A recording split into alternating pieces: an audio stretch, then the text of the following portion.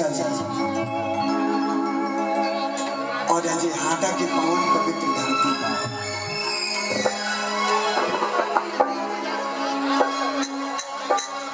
नवयुवक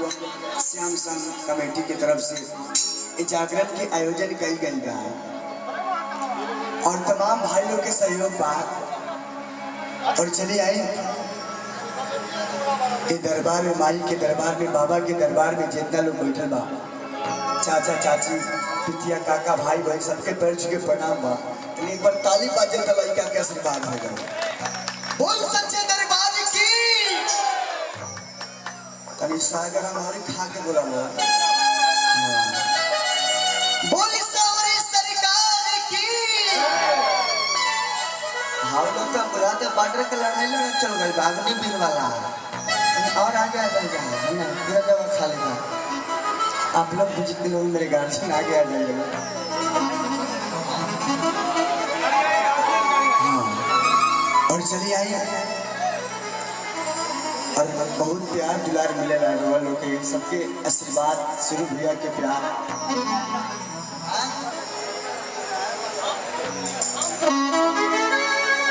और चलिए आने वालों के प्यार दुलार आशीर्वाद से जा आज कुछ गावे के सुने के मौका मिलल बा और चलिए आई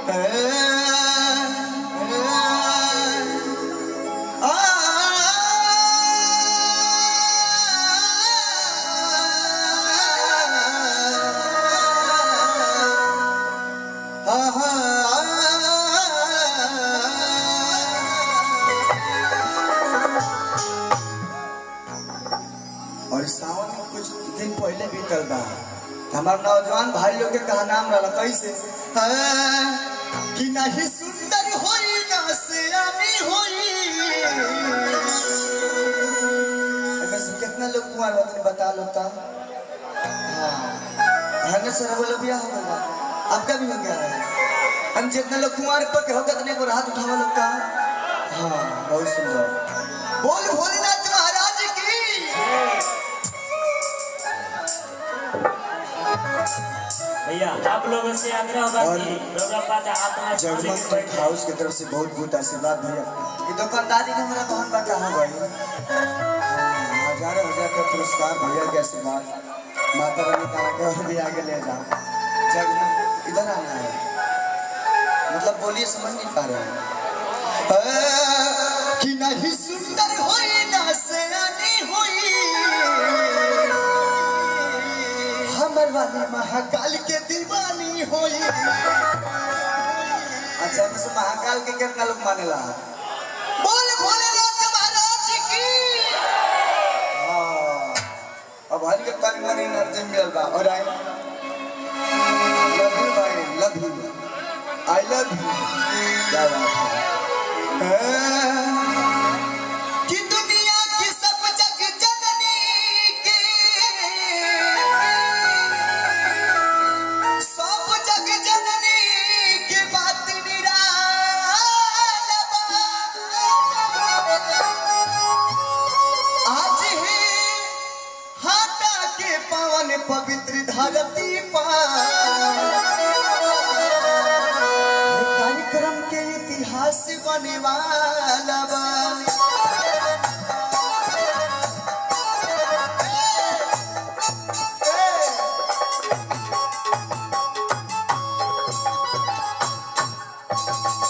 अब हमारा मिजाज लायक पड़े लगाता है और चली जाए दो शब्द गुरु खतिरा कि सब धरती कागज करू लेखनी सब बन रहा कि साथी समुद्र का मसी करू गुरु गुण लिखा न जा। और देखिए लड़का गए माई के मंदिर में कहला बोल सच्चे दरबार की बोल माँ के प्यार की जाकर हाला तो का भैया लो हाँ आज की कुछ कमाई आज बड़ा जा माई के दरबार में टाइम बहुत कम तो माई के दरबार में पूजा अर्चना भजन कीर्तन सुने आज बड़ा जाकर हो गए ठीक बोल सच्चे दरबार की बोल अच्छा कुमार की अक्षय कुमार की तो जाए। अरे दादा हो दादा, हाँ मुझे तरी कि माटी के मूर्ति से तकेली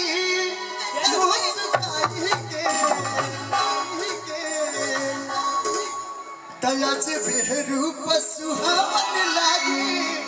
दुर्गा माई के। और चलिए आई बहुत बहुत प्यार दुलारा से बात ताली बाजी ना भाई कैसे 1 2 3 4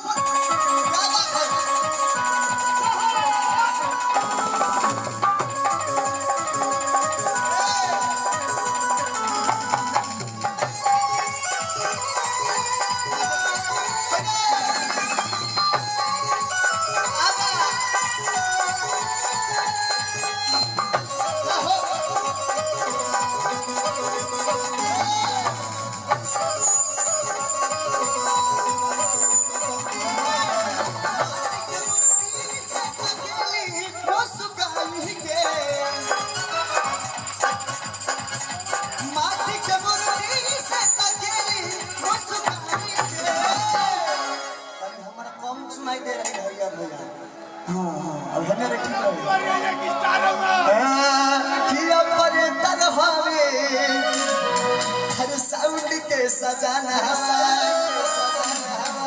बजावेला खाली वाला गाना मतलब खाली डीजे डीजे दूसर कुछ हाँ दूसर कुछ समझे लोगे कि माटी के मूर्ति से तकेली मुस्काई के सिस्टम है ना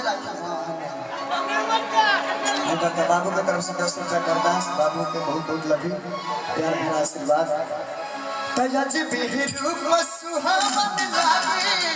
दुर्गा माई के। अच्छा आपका क्या नाम है? दीपक नाम है हमारा। तो एक बार दीपक भाई का थोड़ा थप्पड़ी बात जाता है तो डांस है लो आई 1 2 3 4